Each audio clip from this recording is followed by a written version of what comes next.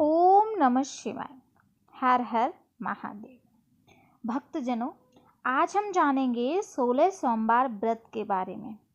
गुरुजी पंडित प्रदीप मिश्रा जी द्वारा बताए गए इस 16 सोमवार व्रत विधि और कौन से महीने में हम 16 सोमवार व्रत रखना हमारे लिए महत्वपूर्ण रहेगा, हमारे लिए फलदायी रहेगा। गुरुजी के द्वारा बताए गए सही मार्ग की वीडियो है ये। और अगर आप चाहते हैं 16 सोमवार व्रत रखना तो ये वीडियो पूरी देख लीजिए।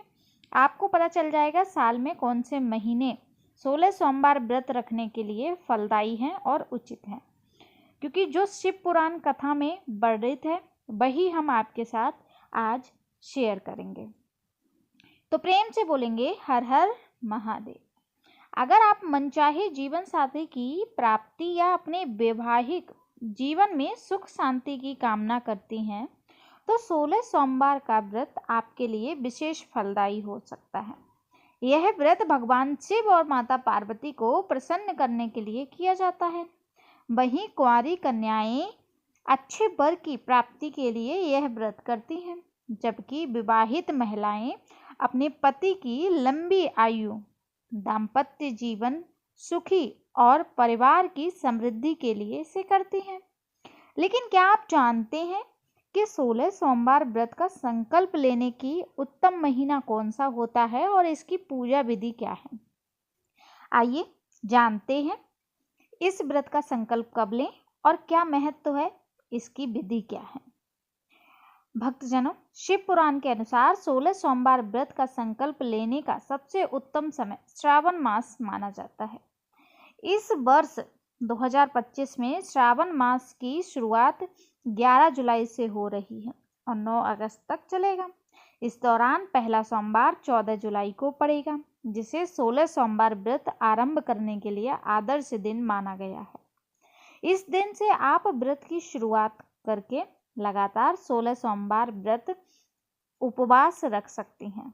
अगर बीच में कोई परेशानी है तो उस दिन के व्रत को आप उस 16 सोमवार व्रत में ना जोड़ें, आगे के व्रत को जोड़ें। 16 सोमवार व्रत की जो विधि है वो क्या है, चलिए जानते हैं। व्रत की शुरुआत सुबह शुभ मुहूर्त में, ब्रह्म मुहूर्त में उठकर स्नान आदि करें। स्वच्छ कपड़े पहनकर पूजा स्थल को साफ करें और वहां गंगा जल का छिड़काव करें। फिर शिवलिंग को पहले गंगा जल फिर दूध से स्नान कराएं। उसके बाद शुद्ध जल से धोकर शिवलिंग को बेलपत्र, धतूरा, सफेद फूल, भस्म, मिठाई और गाय का दूध अर्पित करें। इसके बाद ओम नमः शिवाय, नमः शिवाय इनमें से कोई भी मंत्र का 108 बार जाप करें या शिव जी के 108 नामों का स्मरण करें। फिर शिव चालीसा का पाठ करें और अंत में शिव आरती के साथ पूजा संपन्न करें। पूजा के अंत में भगवान शिव से अपने परिवार की सुख शांति और समृद्धि और संतान सुख की प्रार्थना करें। अब हम जानते हैं सावन मास में क्यों है ये विशेष व्रत। श्रावण मास भगवान शिव को अत्यंत प्रिय है। मान्यता है कि इस माह में की गई भक्ति, उपवास, दान और ध्यान का विशेष फल मिलता है। 16 सोमवार व्रत सावन में आरंभ करने से व्यक्ति को न सिर्फ सांसारिक सुखों की प्राप्ति होती है बल्कि आत्मिक शुद्धि होती है, पूर्व जन्मों के पापों का नाश होता है और मानसिक आध्यात्मिक शक्ति मिलती है। कहा जाता है कि इस व्रत को पूरी श्रद्धा और विधि से करने की मनोकामना अवश्य प्राप्त होती है। अब हम जानते हैं 16 सोमवार में हम खाना खा सकते हैं, भोजन पा सकते हैं क्या? जी हाँ, ये 3 पहर का व्रत होता है और सावन सोमवार में अगर आप 16 सोमवार व्रत रख रहे हैं तो 16 सोमवार में एक समय हम मीठा भोजन पा सकते हैं।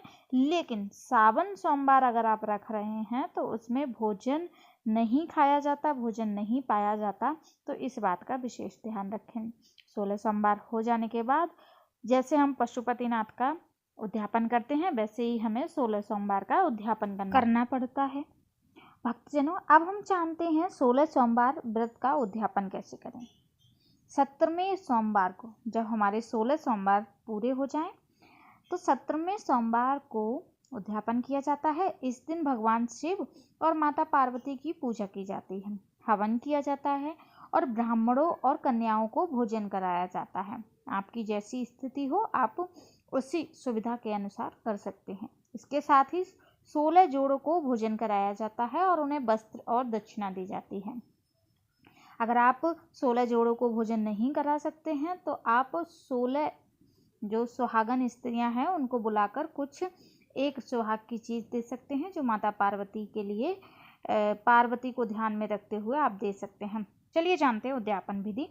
सुबह स्नान करके 17वें सोमवार को सुबह स्नान करके स्वच्छ वस्त्र धारण करें, भगवान शिव और माता पार्वती की प्रतिमा स्थापित करें और उनका विधिवत पूजन करें। जैसे हमने 16 सोमवार में पूजन किया वैसे ही हमें 17वें सोमवार को पूजन करना है। हवन कुंड में हवन सामग्री डालकर हवन करें विधिवत। उसके बाद ब्राह्मणों और कन्याओं को भोजन कराएं और उन्हें दक्षिणा दें। 16 जोड़ों को भोजन कराएं और उन्हें वस्त्र और दक्षिणा दें। उसके बाद आप चूरमे के लड्डू का भोग लगाएं और वो प्रसाद के रूप में वितरित करें।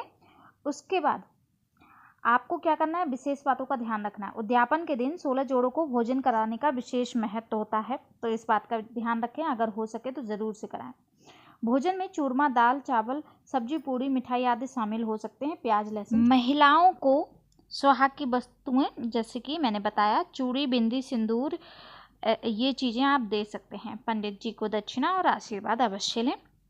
उद्यापन के दिन भगवान शिव, माता पार्वती के साथ चंद्रमा की भी पूजा की जाती है। कुछ लोग उद्यापन के दिन 16 सोमवार व्रत की कथा भी सुनते हैं और 16 सोमवार व्रत कथा की जो पुस्तक होती है वो भी देते हैं। उद्यापन के बाद आप स्वयं भी प्रसाद ग्रहण कर सकते हैं। उद्यापन से पहले महत्वपूर्ण जानकारी। उद्यापन से पहले किसी पंडित या ज्योतिषी से सलाह लेना उचित होगा या शुभ मुहूर्त आप ले सकते हैं। उद्यापन के दिन सभी कार्य श्रद्धा और भक्ति के साथ करने चाहिए।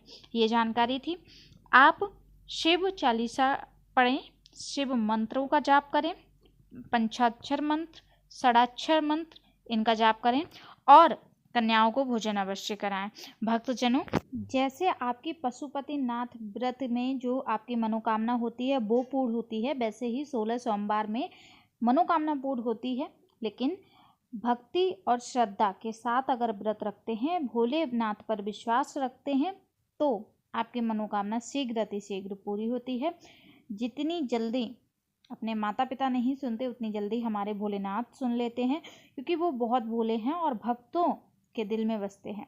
तो इस बात का ध्यान रखते हुए व्रत रखें।